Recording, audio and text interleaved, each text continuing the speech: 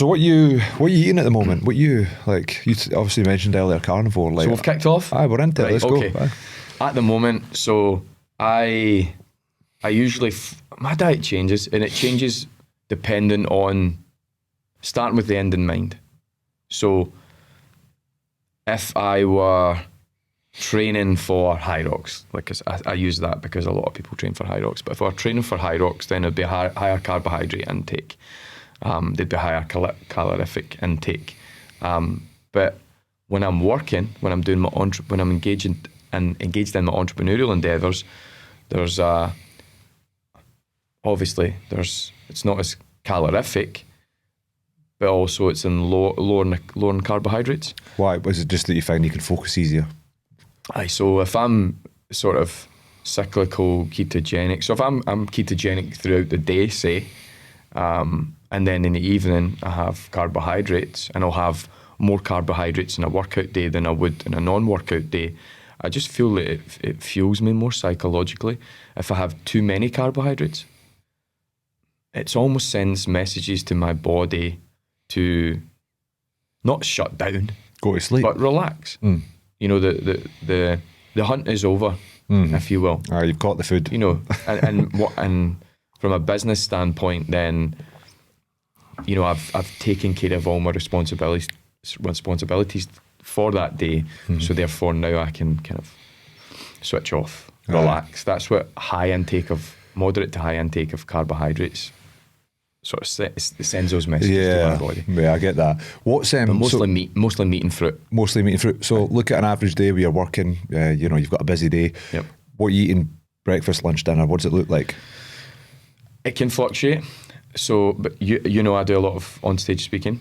If let's say I've got a keynote or a training session, that could be 2 or 3 hours. So usually, on average, I'm on stage for 90 minutes plus Q&A, plus then some, I guess, more private questioning. That could be 2-3 hours. So it kicks off at 11, 1 or 2, done. Then by the time I get home, so usually I'm doing one meal a day at 4 or 5 in the evening. But that one meal could span across 2.5 hours. So I'm not eating for 2.5 hours, obviously, because that would just wipe out your gastrointestinal tract. But yeah, you have maybe a starter, you have a main, and then I have fruit, and then I'll have some other little snacks. But right now I'm eating a lot of fat. So a moderate to high fat diet, moderate to high protein, low carb. But it can change. Yesterday, because of travel, and usually it's due to, so a lot of people, they try and create too much rhythm with their dietary habits. And I mean, that rhythm can be useful, and habits when it pertains to your diet and anything in life can be useful because it trains your circadian rhythm, for example, your 24-hour biological cycle, which helps with sleep. However, and people will say, well, that's not evolutionary consistent, because we wouldn't have been consistent all the time. So I like to shock the body now and again. I like to engage in a bit of periodic fasting, and maybe 24-hour fast, something like that, and a 30-hour monk fast. Usually do one of them once or twice a week. Not the monk fast, the 24-hour fasts. So that would give an insight into how I'm eating and the way of eating, the style of eating. But it fluctuates. It depends on what's going on in my life. But I would usually say 1 to 2 meals a day, predominantly meat, fruit. Sometimes dry fruit's not the healthiest, but if I've had a hard training session, I'll consume dry fruit and fat, a lot of fat. We had Dr. Anthony Chafee on the podcast, so I know you know it was your boy we met at the event who put me in touch with him. What's his name again? ACCA, the legend. He's ACCA, to paint a bit of context around him. What will he be? Maybe like 46, 48? Just turned 48. Unbelievable shape. And as soon as I clocked him that day, I was like, what's he doing? All natural. Natural. No one jacked, thinks he's natural. Ripped. He's all natural. He eats one meal a day, predominantly carnivore. He does eat fruit, and so he's separate. So eat like a lot of cheeses, healthy cheeses, a lot of olives, salads, and he does imbibe. He does have He has the odd he drinks now and again. He have some ice cream now and again, but predominantly he's religious with it though. Yeah, 1 meal a day between 7 and 9, gets the calories in, but he lifts heavy. Is he a big? He must be a big lifter, aye. He's the same height as me, so he's not a big guy. He's 5'9.5", 5'10", but he lifts. He's doing sets of 220 deadlifts. Is he? Kilos. He was playing that down when I spoke to him. I said to him, look, what are you doing? You going to the gym, you lift? And he's like, I've got a membership at, was it the gym group or something across the road? I'll maybe go over for 15, 20 minutes a couple of times a week. And I was like, really? The size of your arms. But then he does really intense workouts. And when I say he's lifting sets of 220 and 230, he's not just doing 385 reps. He's going to fail you. He's doing 10 to 15 reps, multiple sets. So I was in the gym with him a couple of weeks ago, and we were doing pull-ups. And I was doing pull-ups, body weight pull-ups or throwing on 5 to 10 kilos and doing like a lower rep range of maybe 5 to 8 reps. I'm a light guy, so I'm not particularly strong, maybe pound for pound. But he had the 50 kilos between his legs. Did he? Aye. He was doing sets of like 5 and 6 reps. Is that right? Sets of 5. That is mental. So and he weighs about 85 kilos. Aye. Strong guy. Really dense, and you feel him. Aye. He's got that kind of dense. He's got a thick chest on him. Like he, funnily enough, that day when we went and did the workout, I think it was just before Christmas, and he seemed like he was struggling a bit more with the cardio, not because he was in any bad shape, but I think just because obviously it seems like he just lifts. He doesn't really, he looks like he does cardio, but obviously because he's got his diet on point. He does a bit of cardio actually, so he's always saying to me, your cardio's off the chain. He doesn't have the best cardio, but he's 48. Aye. He's not the youngest, but he's exceptional strength. He's a half decent swimmer as well. Is he? But we support each other, so we bounce off each other. It seems like that. He's a biohacking guy, isn't he? He's right into all this stuff. Oh, he's big into it. He actually used to have would you call it, a nutraceutical company a number of years ago. He's a hypnotherapist to trade, and when I thought of, before I met him, I had a bit of a negative perception of hypnotherapy. 1, 2, 3 Peter Powers, 1, 2, 3 you're back in the room and all that kind of stuff. But his is more psychological based, more NLP based. It's very kinetic, systematic. You can see how it taps into the subconscious mind. He actually helped me with the world record. I don't know if you know that, when I attempted the burpee world record. Coaching stuff. The hour-long burpee world record. So he helped me. So I had an hour. 1 burp every 3.5 seconds for a whole hour. And I think I had a musical playlist, a consciously set musical playlist, because I would put like an old school nostalgic song in there that would make me smile. So I'd like Boom Boom Shake the Room or something like that. The Outwear Brothers, not Boom Shake the Room, not that. Boom Boom Boom Let Me Hear You Say Wayo, that one, the Outwear Brothers. I put that in there because it's old school, it's nostalgic, it made me smile.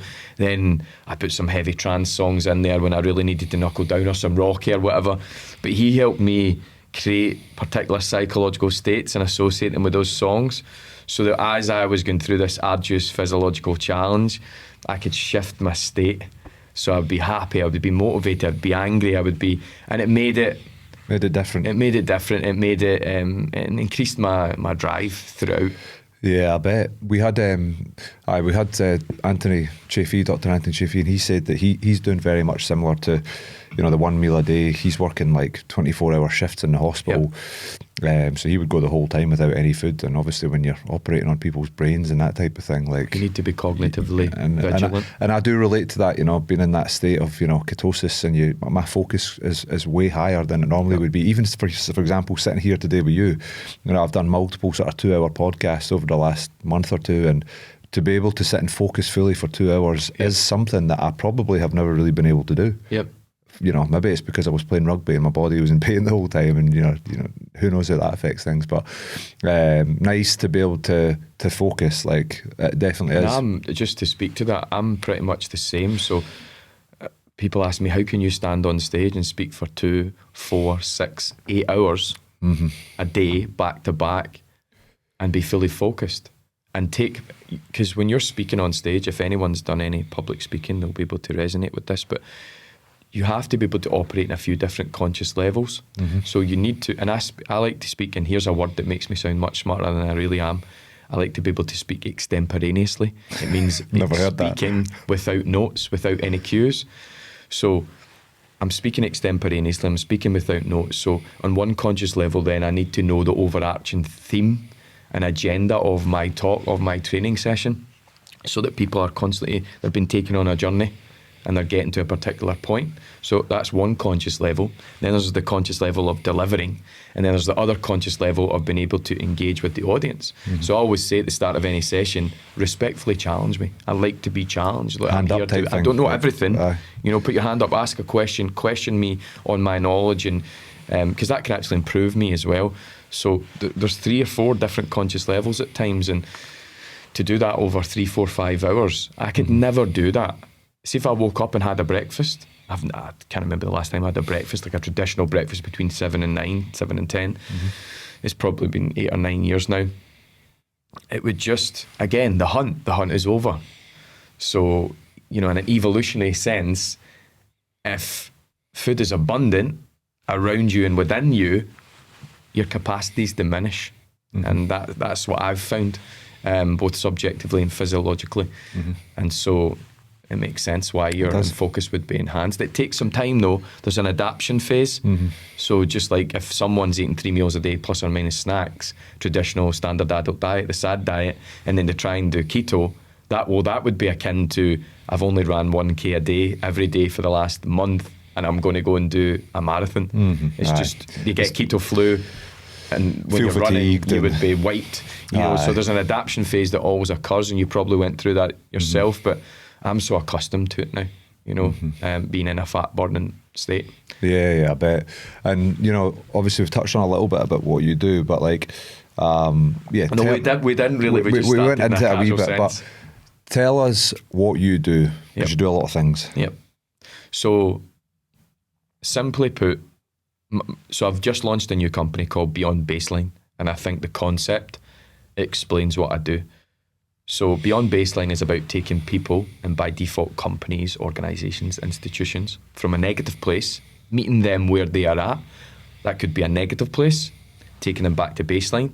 But then for me, life's about more than the absence of disease and disorder. It's about realising your fullest potential, moving beyond baseline, +3, +9, +99 even, to realise your fullest potential and apply that in your life relationally, occupationally, so on and so forth.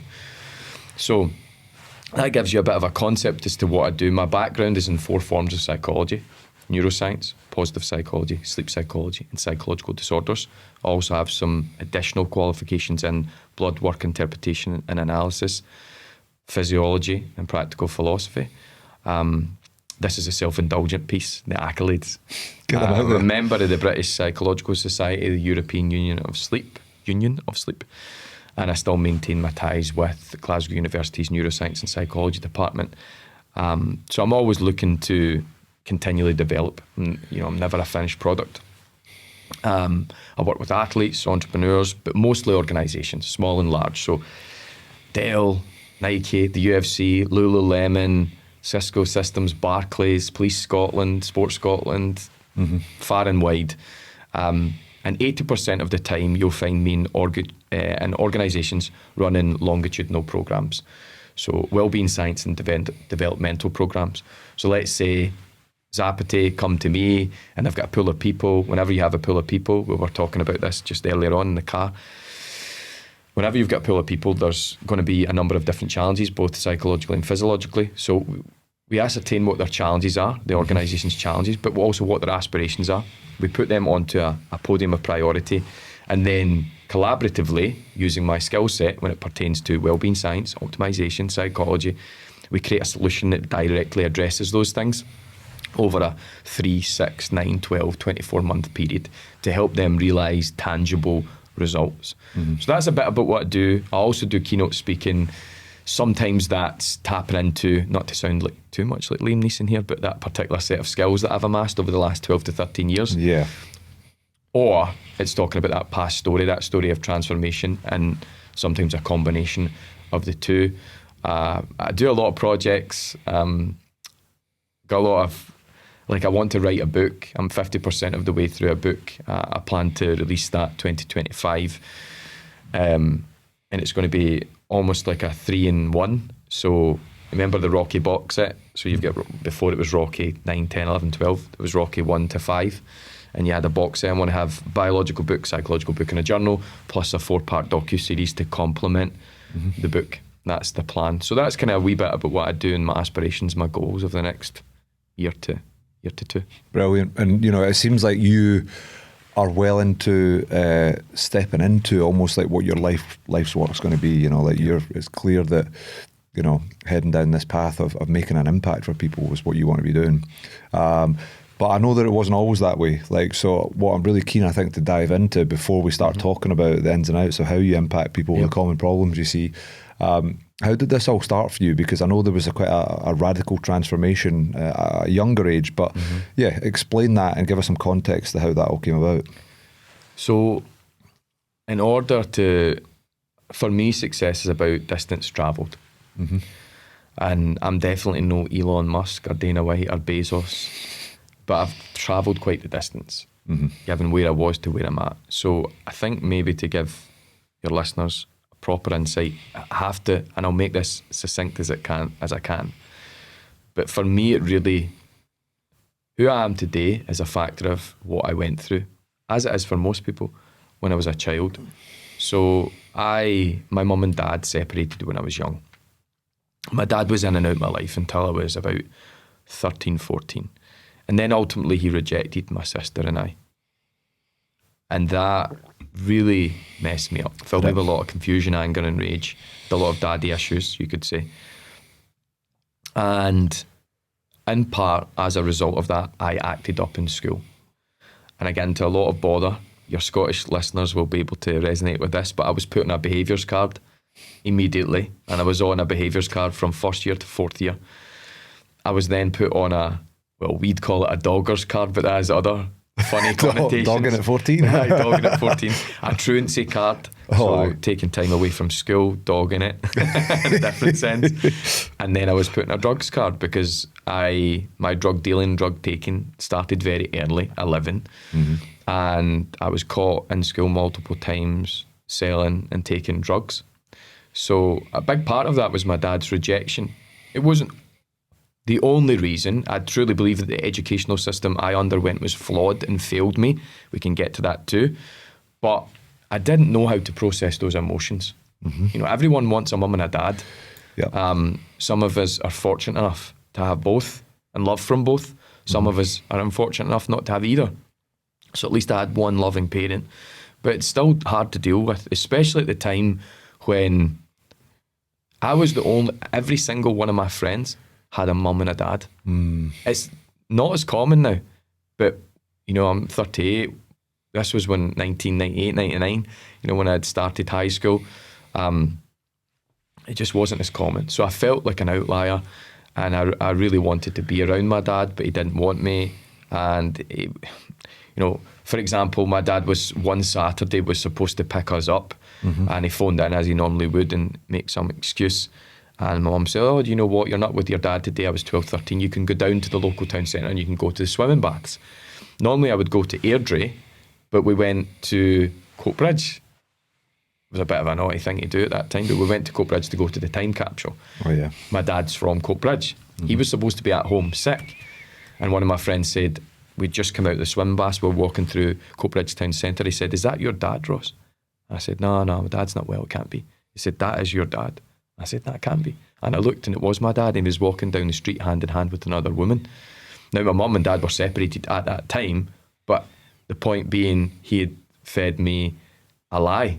And that was the point where I'd had enough with my dad.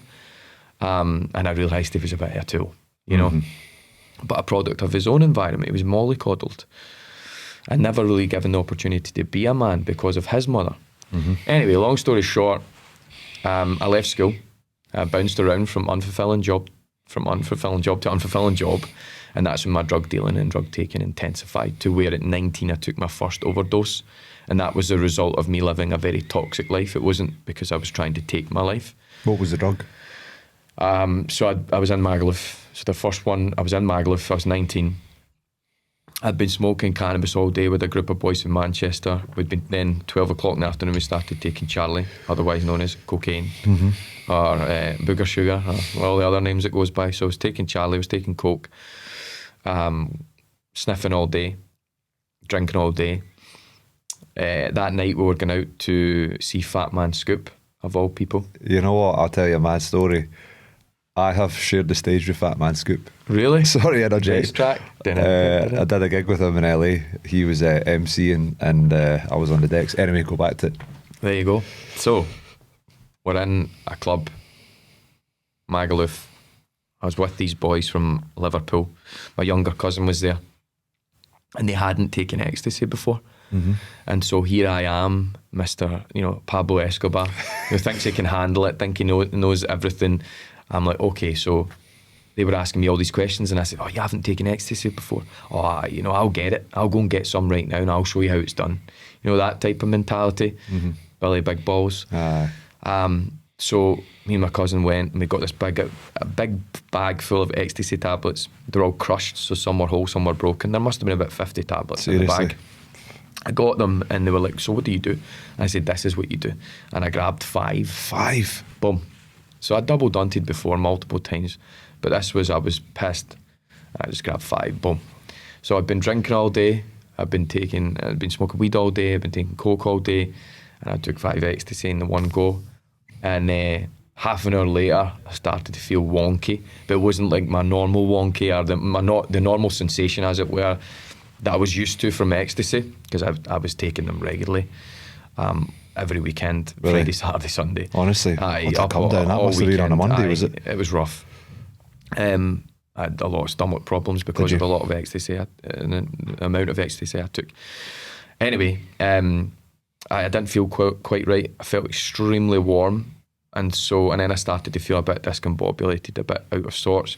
So I started to make my way out of the club, and then things get a bit confusing, and I can't really remember too much after that. What I can remember though is knowing I felt as though I couldn't get my breath.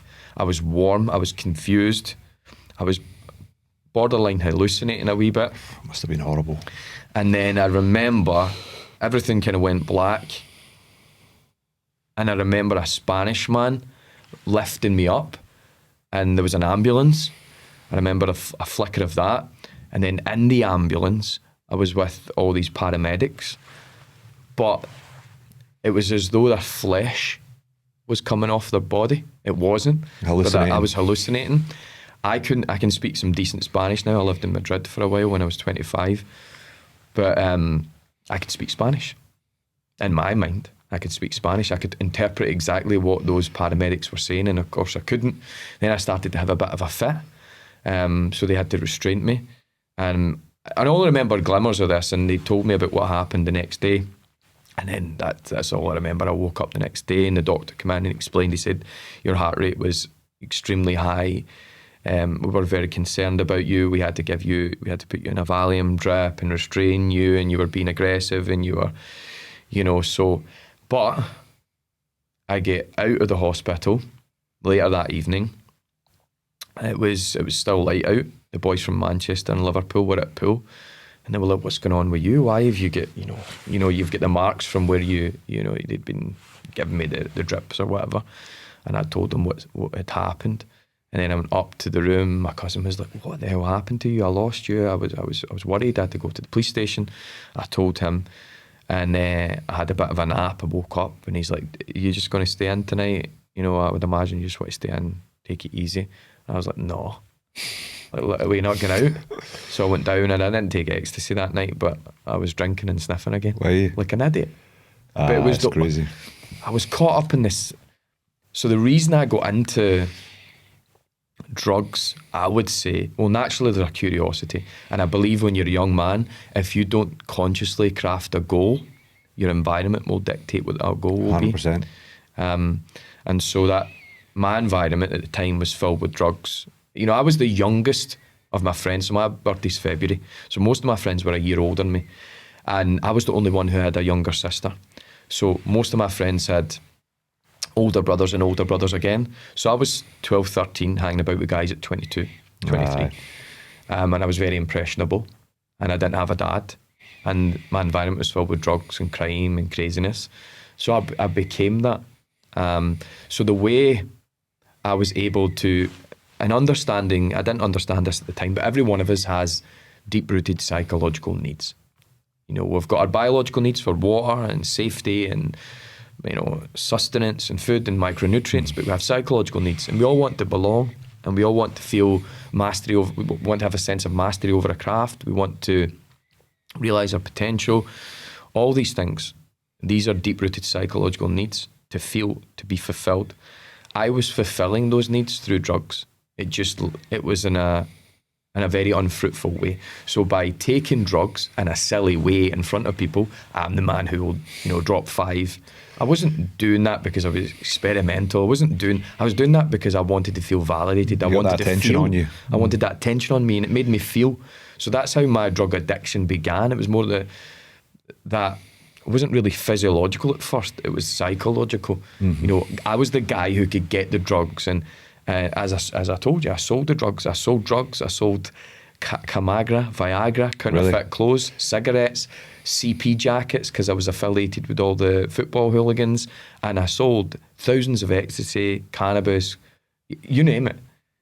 So I was the guy who could get girls. I was the guy who could get drugs. You had a bit of money. I had a bit of money, and also, and that gave me a sense of status, power, respect, mastery over a craft. But it was almost like, I don't know if you know much about Maslow's hierarchy of needs, kind of psychology 101. So we have basic needs and we have higher needs. And once we've fulfilled our basic needs, we naturally, so in a subconscious level, look to fulfill these higher needs for respect, for mastery, for love and belonging, for self-actualization.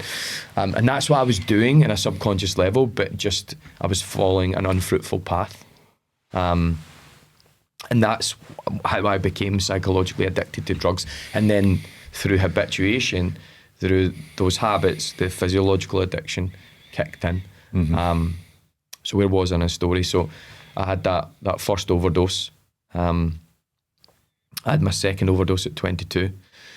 And then in between the first and the second overdose, I faced a host of additional challenges, namely I developed panic disorder, which is the most acute form of anxiety one can experience. If anyone's experienced a panic attack, they'll know. Panic disorder is recurrent panic attacks, and I felt as though I was having a heart attack every single day, multiple times a day. I became a bit of a recluse. The doctors put me on medication, and then more medication, and then more medication. And the only places I felt safe at that time in my life were crying in my mother's arms, which was difficult to do because you can imagine who I was or who I crafted myself to be to navigate that environment I lived in. So crying in my mother's arms or strapped up to a heart monitor in the back of an ambulance on the way to a hospital, only to be told it's all in your head. Then came a plethora of autoimmune issues. Then came a plethora of autoimmune issues, very painful ones. And then I lost friends to heroin, crime and suicide. And when you'd think things couldn't get much worse at 23, my lawyer turned to me and said, "You're looking at 2 years in jail for this, and there isn't much I can do." Dealing, was it? Now, to give you some context, I'll tell you exactly what I almost went to jail for 2.5 years. But to give you some context, 2 years prior to that, I'd narrowly evaded jail. And the years prior to that, a number of small to moderate offences had compounded. I'd used all my get out of jail free cards, as it were. Mm-hmm. And here I am staring down the barrel of 2.5 years in jail. If you're curious why, I was told that I was going to be sentenced to 2.5 years, and I went for a secondary opinion and then a tertiary opinion. There's a story in this that involves a particular UFC fighter that's in the UFC right now. People can guess who it is. He's Scottish. He's in the light heavyweight division or the middleweight division. You're not going to say his name? No, because it was a long time ago. Yeah. Paul Craig. No, it was a long time ago. Paul Craig. Listen, cool now. I love him. I'm a big UFC fan. I have strong connections with them. I'm friendly with Duncan French, the head of the PI. And I know Joanne Calderwood. Paul comes from Coatbridge, so he's a Coatbridge boy. I'm an Airdrie boy. I back him all the way. Mm-hmm. But he did something that night that led to me being facing 2 years in jail. But essentially, I mean, and no ill will at all. We were young, many, many years ago. Wasn't it a fight, was it? Aye. It was. It was. So long story short, he was with a girl. I was in a club. He was with a girl. She told me I didn't know she was with him. She told me she was single. And she wasn't single, obviously. But I'd just come back for Zante. I was tanned and I was on that. You know, I was in the prowl. You know what it's like when you're back in the day. So I thought, oh, here we go, you know, chatting to this nice looking girl and whatnot. And then he come over and tap, what the fuck, he was a bit pissed off at me, and I'm going, why are you pissed off at me? But I had a bit of a reputation at that time, so I wasn't bothered about his size. Why are you pissed off at me? You know, be pissed off at your lady here, because she told me she was single. I'm single. So then we get into a bit of a thing, and we get separated and he get put out. But his friends were there, and my friends were there, and I got really drunk, and my friends dispersed, and I was kind of on my own. I was with another girl at that time, but I was kind of on my own, and I tried to go and clear the air and be like, oh look, sorry about that earlier on, and that didn't happen. We get in an altercation. They get in my face, and I actually had my hand in a cast. Because I'd get into a fight in Zante. It's a bit of a running theme. My friend was doing the conga in Zante, and he was with this girl, and this Greek guy wanted to go with that girl, and I saw this Greek guy taking a big arse winder, and he was going to smash my friend, so I intercepted and smashed him. Jeez. But so I've got my hands messed up. I've had 16 injuries, breaks, fractures, and dislocations from punching. I was punching walls and punching people. And not doing a good job of it, of course. But I've got osteoarthritis in this hand. It's screwed. I can't write for more than 5 minutes without pain. But I've got a scar on my knuckle there. You can see it. And that was someone's tooth. That was stuck the Greek fella's tooth. It was stuck in there. And I didn't know until the following day because it was inflamed and infected, and I had to go to the hospital. Anyway, you're young, you're wild, you're doing silly stuff, you know, and my hand was in a cast. So coming back to the story involving Paul and how the 2.5 year sentence came to be. I was in a cast, you know, I was going back and forth with these guys, and a few of them stood up, and there was a pillar behind me, so I kind of couldn't back up. And one of them swung for me. We get into a scuffle. There was a few of them kicking my head. You know, I thought to myself, you know, let me get my own back here. So I kind of grabbed one of them, and this makes me sound wild and horrible and like some sort of... I can't imagine it. Like I bit the guy. Did you? In the cheek. Like the chomps. No, there's a number of them. They're attacking me. I'm down on the ground. I'm going to hit one. I hit him in the elbow. I hit him with an elbow in the eye, and I bit his face. It wasn't like Hannibal Lecter stuff. I didn't pull half his face off. It was a mechanism. Bite. It was a defensive mechanism, and I was a wild one at that time in my life. I was a different person, product of my environment. And again, if anyone's judging me right now, the more you learn about psychology, what I've found is the less you can judge anyone, because you can just understand we're a product of our environments, and you only know what you know. So I was wild, and again, defense mechanism. But even though the individual doesn't have, you know, he didn't have to get a facial graft or something like that. But because when you cut someone open and you do it through a bite, scarification, potential risk of infection, and so on and so forth. So the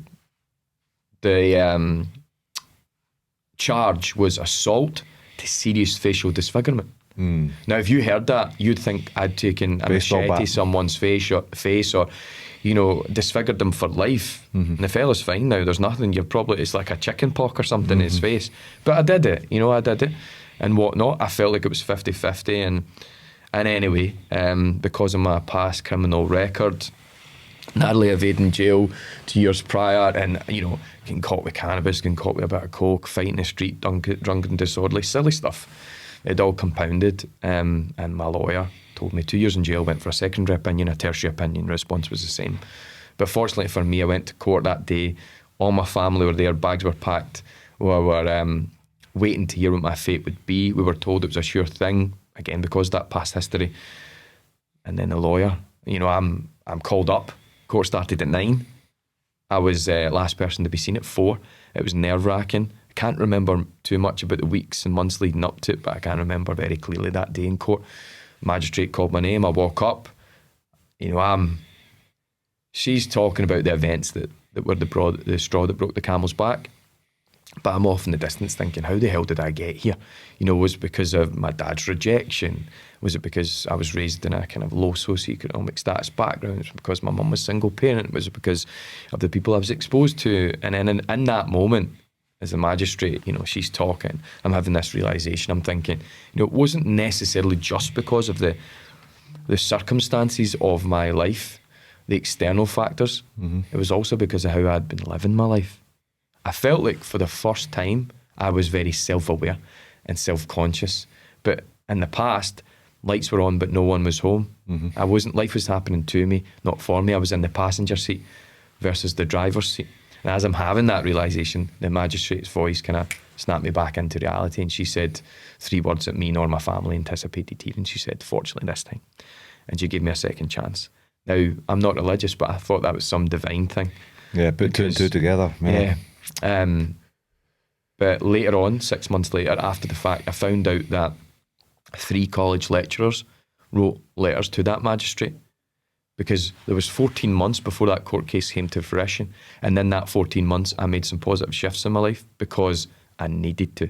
Well, because I wanted to too, not because I just needed to, but because I wanted to. I had something within me. I just had broken up. I was in a bit of a horrendous relationship, very toxic.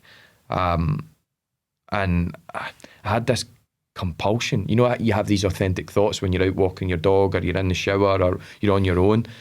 I had them throughout my life, but I never really acted on them. And I wanted for the first time to act on them. So I was really interested. I'd been suffering with the panic disorder for 3 years. And the doctor was only giving me more and more medication. And finally I was referred to see a psychologist. And in 8 weeks, through this lady's workings, efforts, I felt significantly better. And that sparked an interest in psychology. So that's why I enrolled in a social sciences course to study psychology and philosophy of the mind. So in that year, in the 14 months before the court case came to fruition, I started to educate myself again. And I met who I call my 3 Mr. Miyagi's, Dell, Stevie and Robert. These individuals who to the untrained eye are just college lecturers, but to me they were so much more. And I'd never really had many, if any, positive male mentors in my life, and they were that for me. And they gave me, for the first time in my life, ample conditions to flourish. And I went from the bottom 5 percentile, and I'm dyslexic, and a little dyslexic. Me too. And I didn't have that strong academic foundation. So I was a bad speller. Grammatically, I was all over the place. And, through their words and actions, they helped me be so much more. And sometimes when you don't have any belief in life, it's a good idea to lean into someone else's belief. And I did. And I rose from the bottom 5 percentile of the class to the top 5 percentile of the class. And I remember it was one of these interesting courses whereby if you applied yourself, if you showed potential, you could actually, there was a small chance that you could go to university. That was huge. Now, for some people listening, university is a given path, but for me and where I'm from and the family I'm from, no one went to college, never mind university. So it was huge for me. And halfway through the year, when everyone was applying, they noticed that I hadn't applied. And they said, why haven't you applied? But they, of course, knew of my situation, that I was told that I was going to jail, in 6 months' time, guaranteed to be going to jail for a minimum of 2 years. But they just about forced me to apply, and thankfully I did. And I was accepted to every university I applied to.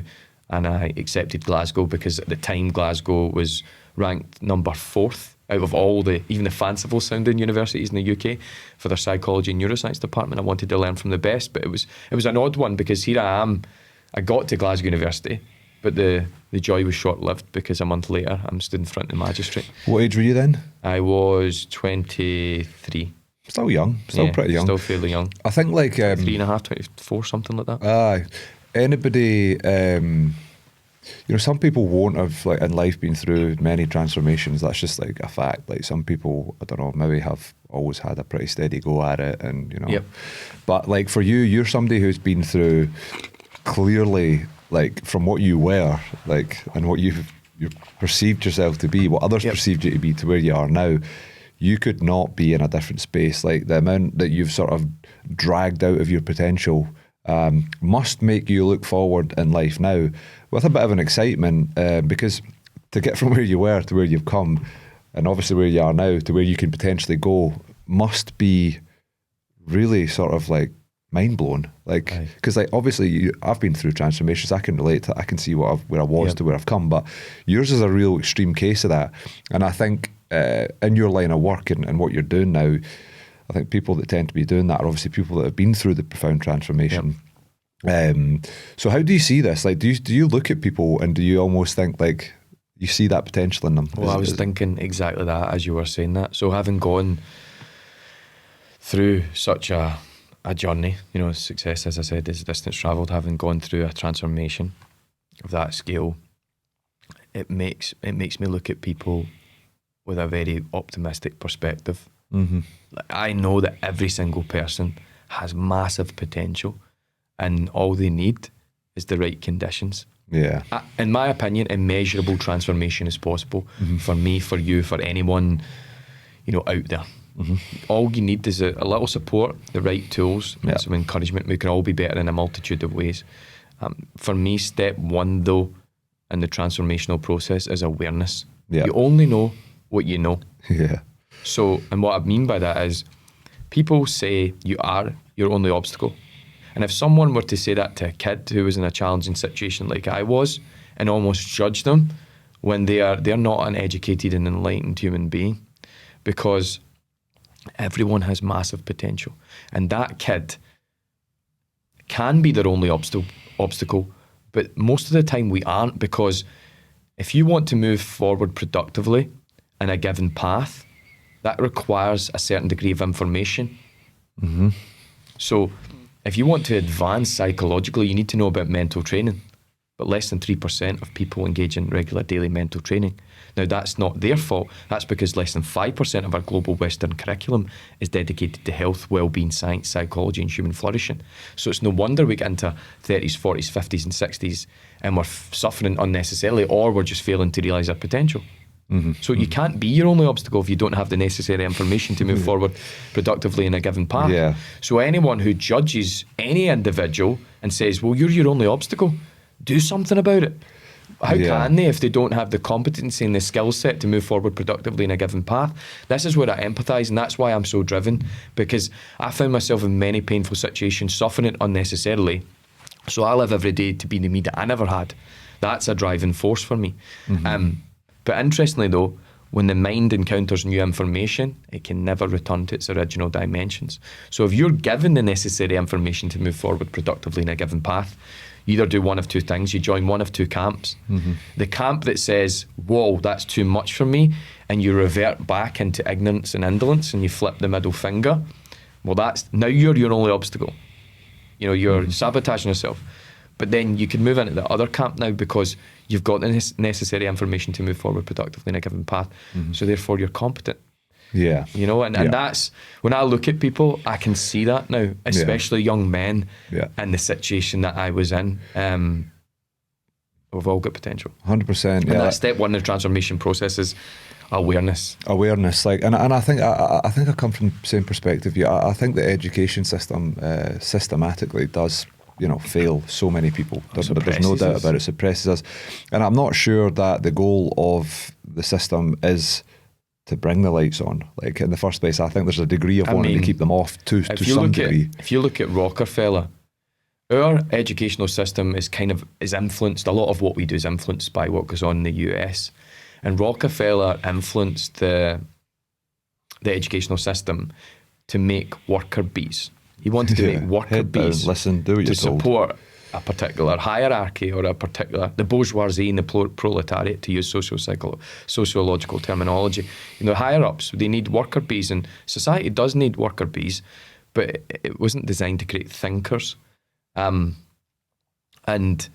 school for me, I had potential. Everyone has potential. I was exceptionally good at things like drama and art, and pretty good at physical education too, and was really into media studies and different things. But I was awful at the other things, and I wasn't interested in them. One side note, they could have been framed a bit better. I was the same. You know, I mean, if like languages, for example, if you framed it in a particular way, in the right way, I would probably bought into languages. Me too. You know, yesterday I was travelling home from London and I sat and I spoke to a Chinese guy. And, you know, granted he spoke English, thankfully, but we had such a connection. He was sharing a lot about, you know, culture in China, a culture I don't know much about. And he changed my perspective a little on some things. But, you know, so in school there's the things you're passionate about, but there's also how teachers and this educational system frames such things. But yeah, the educational system is not there to nourish potential. It's there to, and it hasn't changed, it's there to get you to encode information in a particular way, regurgitate it in a particular way, and if you can do that, then you get the grade. Well done, son. Well done, girl. You know, you're fantastic. I'll give you an A. So they're not creating... University can create critical thinkers a bit more, but how many people from my environment get to go to, you know, a Glasgow university to become a critical thinker? Not many. You know, they become the worker bees. And there's nothing wrong with being a worker bee in the sense, but what is wrong is that people aren't living fulfilling lives and aren't tapping into the potential. And that's a shame. So coming back to that transformational process, we're talking about the educational system, coming back to that transformational process, because we were talking about this in the car as well. Step one's awareness. Step two, though, is proper comprehension, like understanding how to implement the thing. Because, you know, as the saying goes, knowledge is potential power. Knowledge is power. Well, I call bullshit in it. Knowledge is only potential power. Knowledge applied is when it becomes powerful. So you need to have awareness, but then you need to have an understanding of how to implement. And implement in a way where you can get behavioural change and you can see results. And then comes behavioural change tactics. So, and very few people, if you look at New Year's resolutions, everyone's out there trying to optimise for happiness. Ultimately, we're trying to get better on a habitual level. And we're all just a unique bank of habits. Some more good, some more bad. But upwards of 90% of people fail after a few weeks with the New Year's resolutions. And why is that? Well, it's not that they lack desire. They lack any desire to be better. It's not that they're inherently flawed. It's that they don't have a strong awareness of behavioural change tactics and psychology. Again, the system's not set up for us to do so. So that gives you an insight into that transformational process. But then there's other components that matter, who you spend your time with. I mean, my God, is that huge. You know, I practice something called the law of 33%. Spend 33% of your time raising people up, 33% of your time with people who think a similar way, like you and I. You have shared values and they're on a growth trajectory. But then where people go wrong is they don't spend the other third of their time with people who are a few rungs removed or advanced in life in a particular domain. And as the saying goes, personal development 101, you are a product of the 5 people you spend most of your time with, mentally, physically, emotionally, spiritually, financially. But living that is very different than reading a quote in a book. 100%. Like, this is just from my own experience that I'm pulling this, but like, you know, the typical sort of AA model where, you know, you have to go to the classes regularly, and, you know, that is what obviously helps, you know, abstain you from using alcohol. But I found that in my own life, when I want to make like a change, say it's like my diet, say it's like something I'm, you know, not happy about, maybe, you know, I want to eat 1 meal a day, for example. If I ingest information around that regularly during trying to do that, it makes it so much more easier. It holds me accountable, but it also just makes me think about it more. And you're more strategic. You can navigate it more effectively. You're not in the dark. You're hearing from people who are doing the same thing, whether they're experts or whatever. And I've found that my own success of, you know, achieving the things that I want to do, whatever goal it is that I'm setting, is amplified massively if I do that. And then the moment when I stop surrounding myself with that, or say it's like watching YouTube and, you know, trying to listen to people who know more about this than I do, it does become harder. It becomes harder to, you know, keep that thing going. But I think, like, from my own point of view as well, there's a certain amount of time once you can sort of build a system around something that it just becomes a habit. You know, after 2 or 3 months of doing something, you know, maybe having to go through that period of, you know, really engaging in content that surrounds that topic. Maybe after 2 or 3 months, you can sort of back off a little bit, and these habits seem to just keep continuing in your life. So talk about like systems, like building effective systems. This is probably the latter part of the transformation stage, but like, how important are systems to build in our life? You know, you talk about you eating mainly 2-3 times a day, and you know, you've not had a breakfast for 9 years. That's taken time to build, and didn't happen like that. Yeah, there's a lot to pick. There is a lot to unpack there. You're talking, the goal is being a better version of yourself and behavioural change in the process of all that. There's a lot to it. What should I tap into first?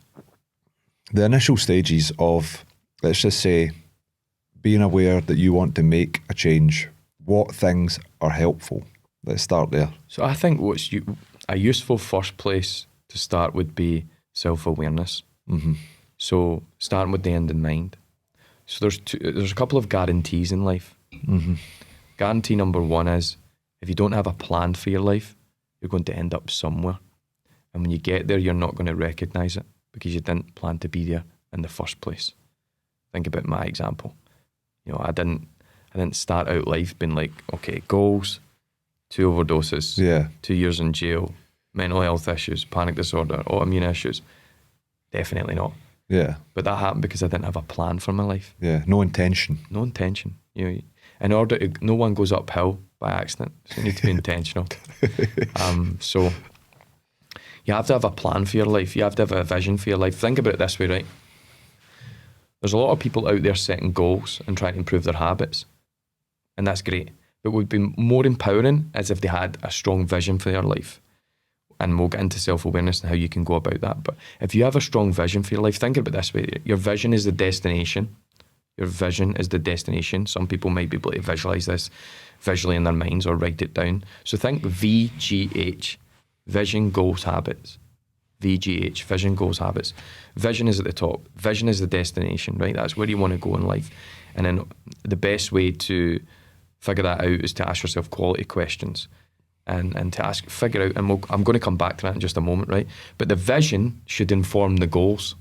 Yeah. The goals will inform the habits. And the habits are the fuel that drives the goals, which is the vehicle that takes you toward your vision, which is the destination. So vision, goals, habits. Habits, the vision informs the goals inform the habits fuel the vision. The habits fuel the goals, which is the vehicle that takes you toward the vision, the destination. Now, okay, then you've got a vision for your life. How do you, we know now that that's important, but how then do you craft that vision, like an authentic vision? Well, you need to be asking quality questions. You know, for me, the quality of the questions you ask yourself determines the quality of your life. If you ask yourself questions you've never been asked before, you're going to get answers you've never experienced before, and that's your data to dig into. That's your knowledge for navigation. So if I said to you right now, Adam, for example, Lifetime Achievement Award, right? So, and this is an example of a quality question. Lifetime Achievement Award, maybe you've never been asked, I suspect you've never been asked this question. You're in the back 9 of your life, right? So say 80, 70, 80, 90. You're in a room, you're with your family, your friends, and you've given your unique strengths, your time, your energy, your effort in service of something greater than you. And the Prime Minister, whoever he or she is at that time, gives you a Lifetime Achievement Award. But for what? That's like a question you've never been asked before. No. It's an interesting question to ponder. Yeah. Or this, the billboard. We've all seen billboards. We know what they are. They project messages. They showcase messages. They sport messages for people to engage with. Now imagine you get to project a message onto a billboard, and that message gets engaged with not just by a few passers-by or a few thousand people, but by all 8 billion people on this earth. So for a full 24-hour cycle, you get to project a message onto a billboard. It could be a word, a statement, a phrase, a paragraph. Every single person on this planet gets to engage with that and gets to think about that. But what message would you put in that billboard? It's stuff like that that helps you start to develop and craft a vision for your life. Yeah. And then it's like your life should be aligned with that in some way. And even just simply asking yourself, you know, let's say your fearless self, right? You are a fearless motherfucker, right? There's no chance of failure, only success. You're extremely motivated. Everything you touch turns to gold. You have no fear. You can only succeed. With that ambitious mentality, what 1 to 3 things would you, Adam, go after in the next year to 18 months? Yeah. Questions like that really should form... pertinent questions. You know, They they should go form straight to part the- of your vision. And this is what I'm saying about, and this is less than 5% of our global curriculum is dedicated to health, well-being, psychology and human flourishing, particularly psychological training, mental training. Think mental training, high-level overview. You get forms of mental training, self-awareness being one. You get the associated practices.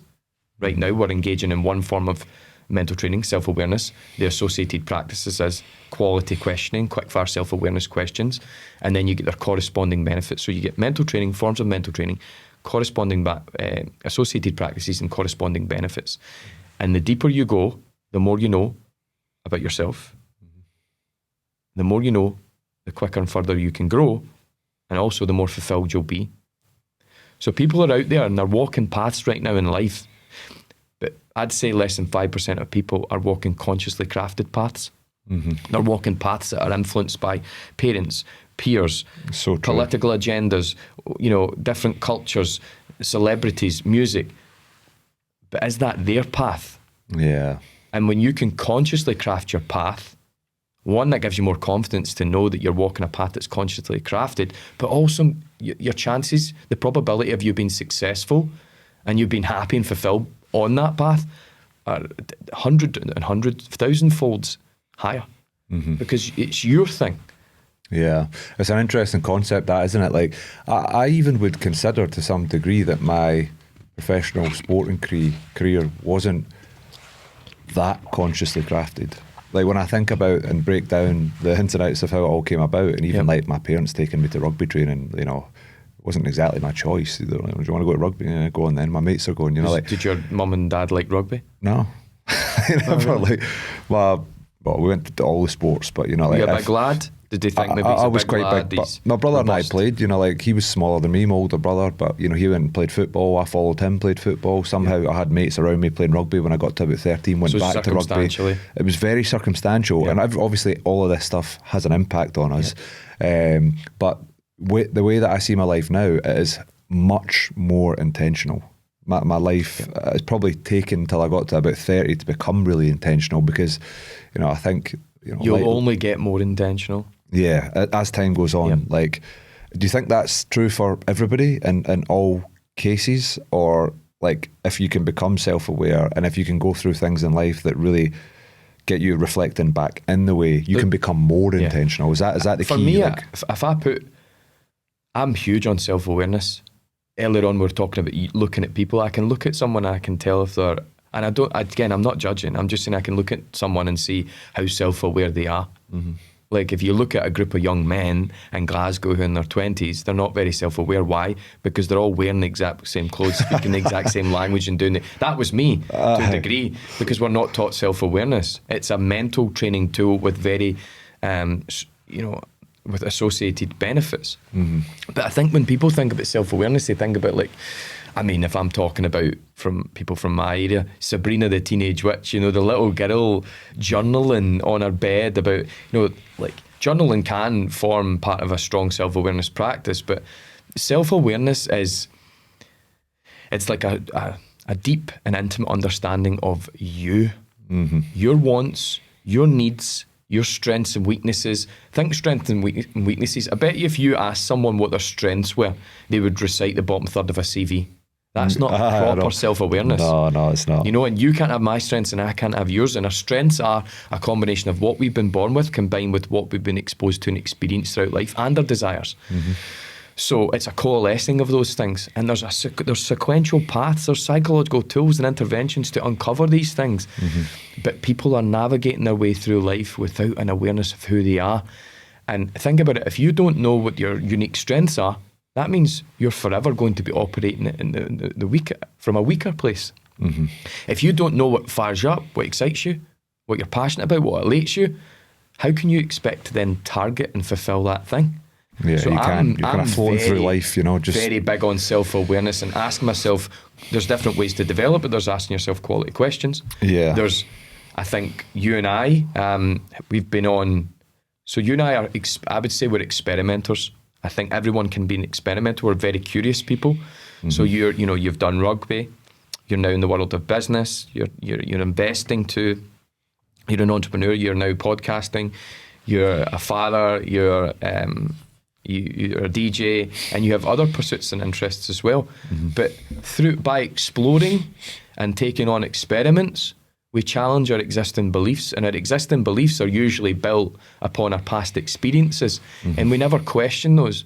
For example, when I tell people that I've done 10 days, a 10-day water fast, 7-day water fast, they usually go, "Oh, I couldn't go without food for 24 hours." Well, that's not true. You could, physiologically speaking. It's the same with the burpee world record. When I tell people I've done 856 burpees in an hour, they go, "Oh, I struggled to do even 10 or 20. But it's engaging in experiments, being curious and exploring life. On my arm, I have a Socrates tattoo. It says, the unexamined life is not worth living. For me, that was a big part of my transformational journey and that self-awareness process. The more you try, the more you understand. But you have to have an awareness when you're engaging with these things. Do I like this thing? Does it fire me up? Does it elate me? Or with fasting, for example, that experience showed me that I could go 7 to 10 days without food, when in fact most people don't think that they could go 24 to 48 hours without food, but they can. Most people, physiologically speaking, because of their fat reserves, can go about 30 days without food. All right. Yeah. The average person's 14 pounds overweight, so they could probably go about 30 days on average. If you are 300 pounds overweight, then you could probably go 6 months, a year. That's actually been shown. You need to consume water and salt and that micronutrients and minerals, potassium, magnesium, and sodium. But it's possible.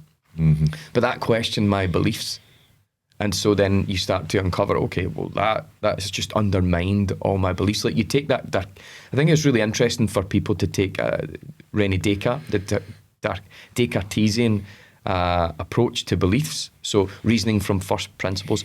Do I know this belief to be true? And absolutely true.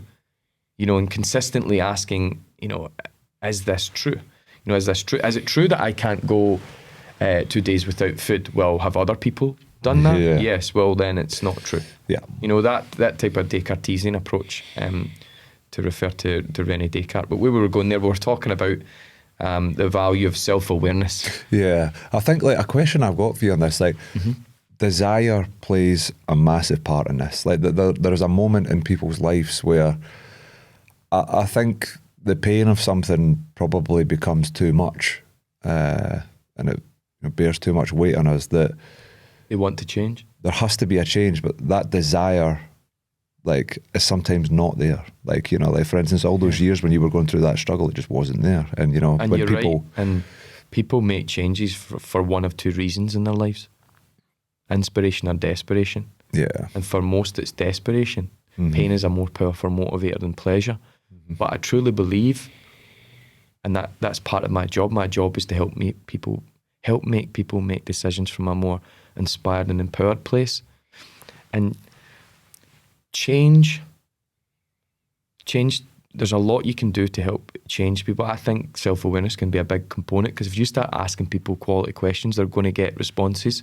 You're going to get a lot of data, and they have revelations. People have revelations when they do these self-awareness workshops. And then it's about getting tactical. So people don't plan to fail, they fail to plan. But in order to generate that desire, they need to uncover something within themselves, rather than it has to be about pain. You have to get cancer before you better your health. Or what I've found interestingly is with your health, a lot of people, because I do one-to-one consultations and I speak with a lot of people and I speak on stage and I'm part of various bodies and so on and so forth. Change with health habits is hard to do. People want pain. They usually need to find themselves in a painful situation before they change radically. But how can you prevent that? How can you make it more proactive versus reactive? I've found that if you show people what's going on under the threshold of conscious awareness, if you lift the hood of them, so to speak, and the way you would do that is through health screening. So microbiome testing, blood work analysis, brain scans, MRIs. People might be thinking, well, that's costly and how do I gain access to that? It's way more accessible than you might think. You know, a comprehensive blood panel test will cost you £250 to £300. For example, the average smoker probably spends about £2,500 to £3,000 a year on cigarettes. You know, and they smoke 40, 60 a day. So by looking at what's going on under the thresholds of conscious awareness, people go, oh, that's inarguable. And then if you've got an experienced practitioner, they can go, okay, your CRP, your inflammatory markers, because of the lifestyle you're living, your inflammatory markers, so CRP is a biomarker, and biomarkers are just little data points on us, and they tell us information about ourselves and our lifestyle and how we're living. And CRP is one of those, Charlie, Romeo, Papa, C-reactive protein, and it's a biomarker that shows you how systemically inflamed you are or aren't. And systemic inflammation, we know, is correlated with all-cause mortality. So that's all causes of death with the exception of accidental death. And if your inflammatory markers are elevated, and the more they're elevated, the more prone you are to disease. But if your inflammatory markers are elevated, that means you are way more probable to fall victim to the 4 horsemen of disease. So cardiovascular disease, type 2 diabetes, cancer, and cognitive decline, which is now considered or termed type 3 diabetes.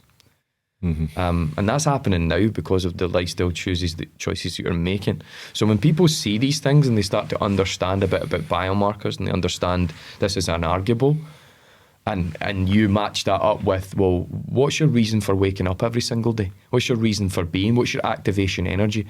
Like most time it's their family members and their children or so on and so forth. And it's like, okay, do you want to, if you continue to do this, for example, you get something called the coronary artery, the CAC, CAC, coronary artery calcification. There's a way of assessing someone, doing some scanning and telling them how calcified their arteries are, which, again, there's strong predictive correlations with if you have X amount of percentage of calcification, you could die in the next 6 to 12 months. I mean, people are like, it's mind-blowing stuff, and it's inarguable. More than likely, that's when they start to make changes. Because then you can also measure that stuff too. Yeah. And I've found that when you track it with people, when you start to track something, measure something, you can stack it. So people, there's some sort of psychological, I think it's something to do with the dopaminergic system. So the dopaminergic system is the system that produces dopamine. Dopamine is uniquely involved in reward and motivation and drive. And it can be triggered by 2 things. It can be triggered by novel information. So that's why people get addicted to their phones, app amnesia, browser blackout. The thumbing effect, we call it in psychology, because novel information triggers dopamine. Dopamine is involved in reward and motivation and drive. So they're encouraged, it creates a loop. But dopamine is also triggered by our perception of progress. So if you start to show people what's going on under the threshold of conscious awareness with their blood work, for example, and you get them to track that, and you get them to create a solution to help them realise progress, I think, you track and you tap into the dopaminergic system. It's involved in reward and motivation. It's associated with their activation energy, their why, and that's when you start to see them make some positive shifts. Would you agree that this statement is somewhat true? Like as a change, almost therapist, transformation specialist, like we can't fundamentally make anyone change. We can ask the right questions, but ultimately it has to come down to the individual. You mentioned the 2 ways there of change happening and being triggered, but because we all know there's examples of like trying to like get people to see the light and change and go down a different path, but ultimately it can be difficult. But that's someone like you, that's the skill set that you acquire is figuring out how you can do that. You can never tell someone what to do. Earlier on, we were having that chat in the car. I was saying there's different approaches to help people change, because oftentimes there's one or two people in our family who we love to bits, who we would like to change, and we try and make them change, but they won't change. They'll change when they're ready. But if you have an awareness of certain things, you can encourage that passively. Aye, you're not pressing the wrong button the whole time. In my opinion, though, one of the best ways to encourage change in another individual without directly telling them to change and wasting a lot of energy, because we can only control what we can only control, and we can't control other people's thoughts, actions, and beliefs. But what we can control is our actions, thoughts. And so Gandhi says, be the change you want to see in the world. So habits aren't taught, they're caught. So there's a lot of parents out there who say, you're always on that iPad and you're always on that phone, but they themselves are always on iPads and phones. Yeah. So you've got kids out there that have got young, like I know people that I'm associated with, friends and so on and so forth, and they've got 10-year-old boys and girls that are obese, heavily obese. The little boys that have tits. And parents obese. Aye, but their parents are obese. But if you ask that parent, what health status would you want for your child? They would say, good, excellent. How would you want them to look? If you showed them pictures, right, would you want them to look like morbidly obese, or very healthy and vital? What parent is going to pick morbidly obese or obese? They're going to pick this healthy looking child, girl or boy. So if you want that, you have to create the body you want your child to aspire to. Yeah. You have to create the mentality, the energy, the standard that you want your child. Habits aren't taught, they're caught. So if you want people to change, be the change. Yeah. So that's one approach. But also if you can ask them quality questions, you can get some quality responses and you can navigate that. But also as well, there's tapping into people's strengths. There's understanding their values. There's, what was I going to mention there about change? Where someone's, again, back to this deep-rooted psychological needs, right? There's a need to defend and protect. There's a need to acquire. There's a need to feel. There's a need for loving belonging. There's a need for self-actualization. Depending on where you're at in your season of life, you and I are in a similar season of life in that we've got young kids. So you'll be wanting to acquire assets, right? That could potentially be your dominant drive right now. It could be that and self-actualization. Usually I would say everyone has a dominant drive and a secondary dominant drive. So let's say ours is the need to acquire assets, acquire status, acquire credibility, because from an evolutionary perspective, that supports our seed and our kin and so on. And so with that in mind, if I want to get you to change, and I know that that's through conversation and regular conversation and an understanding of you, I could probably identify that's potentially going to be one of Adam's strongest drivers. So therefore I can frame certain conversations with that in mind and navigate you toward positive change. That makes sense? No, 100%. It does. So there's different tactics and ways to approach behavioural change in a passive sense. It is interesting. You obviously mentioned there about like the different phases of life, but I was obviously just had a kid like a month ago, but over the last probably year, finishing up playing professional sport, I was very sort of conscious. I feel like I'd acquired a certain amount of information over the last 2 or 3 years around health, diet, and I had an idea in my mind as to what I wanted to be in terms of how I looked, how I felt and stuff like that. That took a little bit longer to sort of get on that path 100% because I had to go back out to the US. I was back here for a bit. The environment that I was in the US was quite hard to navigate in a rugby team, trying to fulfill all the needs that come with that, staying in hotels, blah, blah, blah. But interestingly, since coming back and really the last 3 months knowing that the kid was coming, like there has been like a different motivation, drive, discipline to be an example of how in terms of how I look to that kid. Like I've wanted to get myself into shape. I want to be strong. I want to be able to protect. I want to be able to have a calm mind. Aye, and be there, be present. And there's always different things. There's been quite a big shift for me there. So that's definitely one of the things that's driving me at the moment. You know, I'm sure you've probably experienced that. I don't take a phone on holiday. Do you not? No. Like I to be honest, if we're putting a business hat on and we're talking entrepreneurially, people will ask me, how have you been successful? How have you managed to realise this success? I would say one of my superpowers, if you will, is I don't use phones. You like space? I'm not used by phones. I use it. Yeah. So I can detach from that. I create degrees of separation. So I've been consistently practicing over the years detaching. So I do like a true TBT when I go on holiday.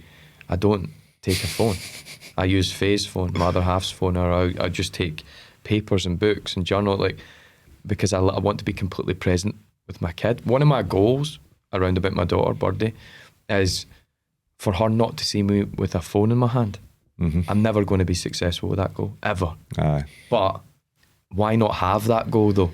Yeah, work towards it, try. Yeah, I want to be present with her. I want her to, see, the thing is, our children are born into a world that we will never know.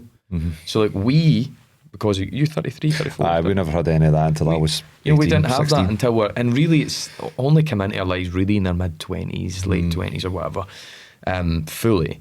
So we have a reference point for the alternative. Mm-hmm. And our lives changed more in the last 100 years than the last 150,000. So we need to, you hear about tribes handing down rituals and lessons, and I think like that, and I think, well, we need to hand down lessons to our children. Yeah. And one of the lessons that we need to hand down is that reference point for the alternative, a life without, digital devices. Use them versus being used by them. So when I go on holiday, I'm not Jewish, but I love the Jewish concept of a Shabbos. So 5 years ago, I was coming back from, I think, London on a business trip, and I bumped into this Jewish lady.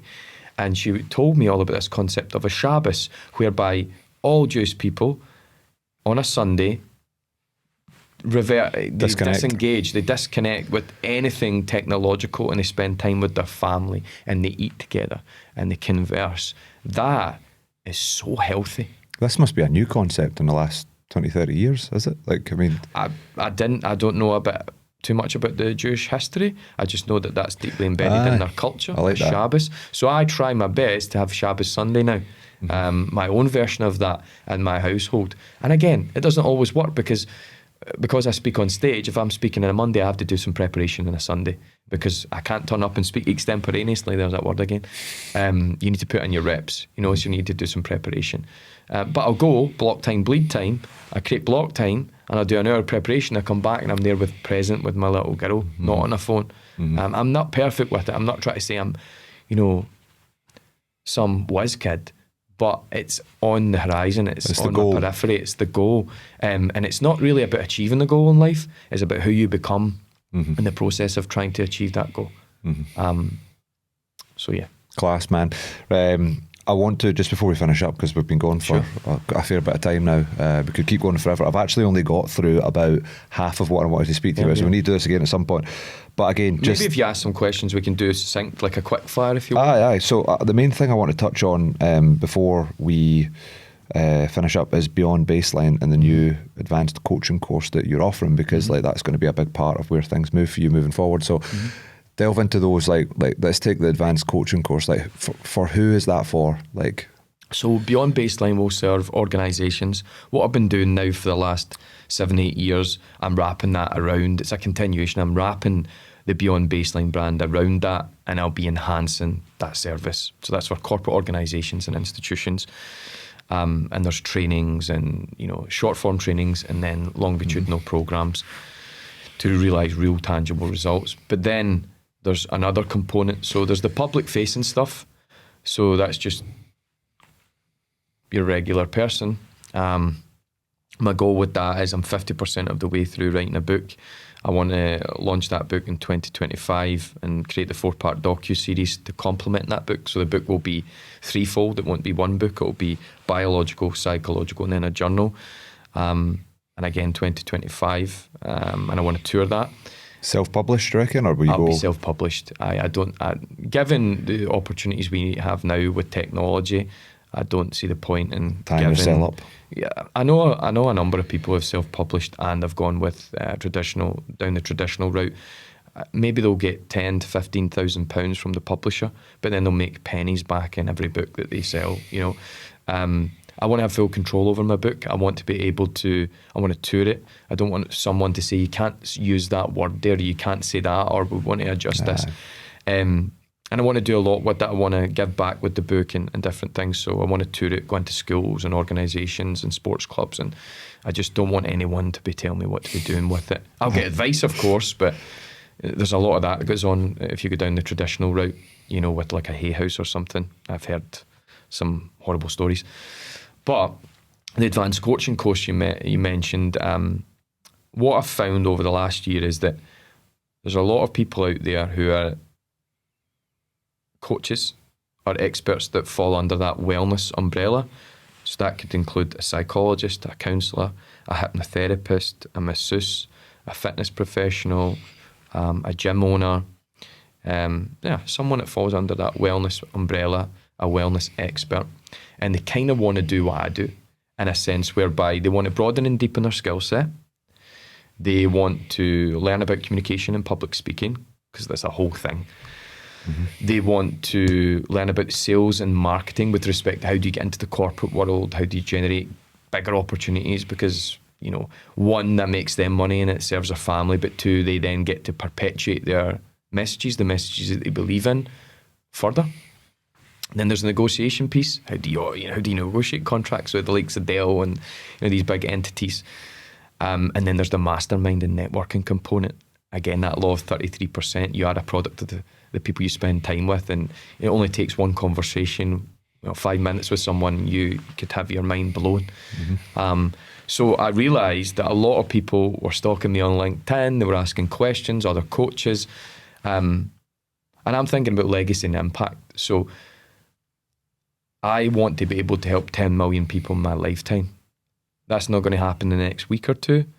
It's going to be a lifetime work. But if I can train people to, broaden deeper their skill sets, be effective communicators, gain access to organisations, make money for their families to provide for them, perpetuate these messages, but gain access to these organisations that have major pools of people to create more change, then I can help. Then I can help more people indirectly. So that's the plan with that advanced coaching program for wellness coaches, to kind of do what I do, or take components of that with respect to the sales negotiation, or maybe just the communication and public speaking piece. So I'm trialing that right now and piloting that right now. There's a few partners that are involved with that. Andy Ramage is going to play a bit of a role. Andy's someone you should get in the podcast, by the way. He wrote the book 1 Year No Beer. Oh, I've seen that boy online, 1 Year No Beer. He has an app called the Dry app. So it's all about, it's a community that supports people to, if you want to take a periodic break from alcohol, or if you want to, in fact, just stop drinking because it's really impacting the quality of your life, he provides a community. Mm-hmm. So they do dry weekenders. Versus getting out in a bender, he has this thing called a dry weekender, and he has so if you go into the app, they do dry walks, and you can go and meet people who just want to take a break from alcohol. This year I'm doing a whole year. Brilliant. So I'm doing an experiment, just a whole year. Last year I done 9 months, and it enhanced my capacity, because children I'm 2 months off now. It's it wipes brilliant. You out, and so I'll go a whole year this year. I do like a drink now and again. Would you like a beer or like a? I'm not a beer guy. I'm a white wine, bit of red wine, gin. My friends say I'm like a Dell boy. If you watch Only Fools and Horses, my favourite programme of all time. I like a mad cocktail. Do you? Aye. Zombie or something like that. Just some crazy stuff. Malibu mixed with whatever, Cointreau and different things, anything. But I don't mind it. I think there's value to it. But just in small doses. I totally agree. I'm the same. I'm 2 months no booze now. It's mental how things change. I've done long periods of abstaining from it, but what was crazy for me was last year when I'd done my first 9 months. So I'd planned to go 6, and then the 6 month worked out well. I thought I'll do another 3.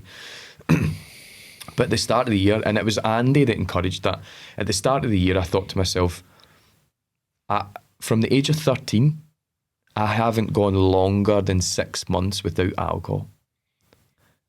And I couldn't go over that. Young man. but actually, as much as that sounds crazy, that's pretty common in the west of Scotland. Oh God, aye. From the age of 13 to have not gone longer than 6 months without alcohol.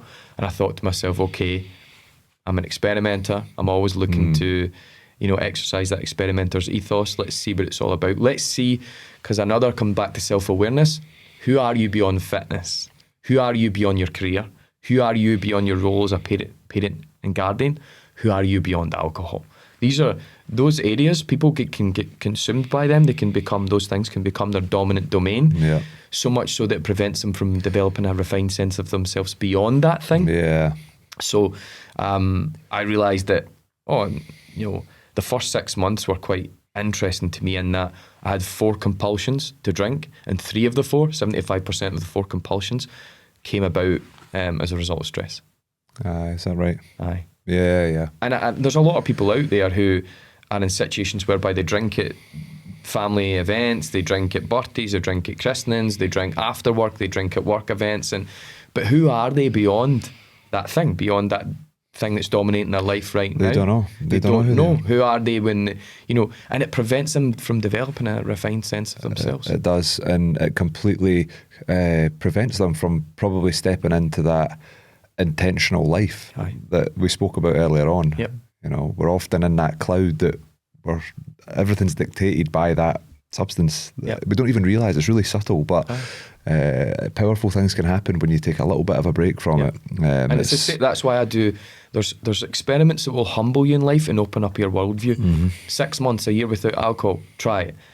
3-day water fast, try it. Some others, starting your business, maybe that's more of a long-term game, but there's interesting experiments out there. Or just going carnivore, reducing all carbohydrates from your diet for 14 days. Try it. Go on a silent retreat. I'm a chatty Cathy. I've done that before. Wow, was that an experience? So there's always things to shake your world. Yeah. And shaking your world can be a good thing. I think so. Open up trial and error, the spice of life. Yeah, exactly. In some ways, aye.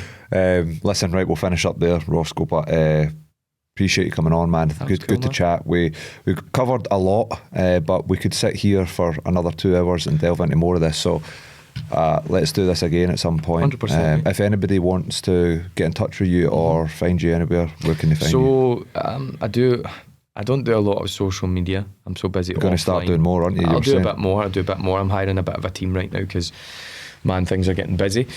But they can find me on LinkedIn. So Ross Anderson, man in the cap, as always. Not because I'm balding and need a trip to Turkey, but just because I like caps. That's what you said to me when I got in the car. Nice cap. So LinkedIn, they can find me, Ross Anderson. That's more of in a professional capacity. I do have an Instagram. The name is The Motivational Dude. The name is picked for me, not by me, but it's the whole story thing, that transformation. So you can find me on Instagram, The Motivational Dude, or LinkedIn. And by all means, if they want to ask a question or whatever, you can reach out. Class, man. All right. Take care, brother. Cheers, Appreciate mate. it.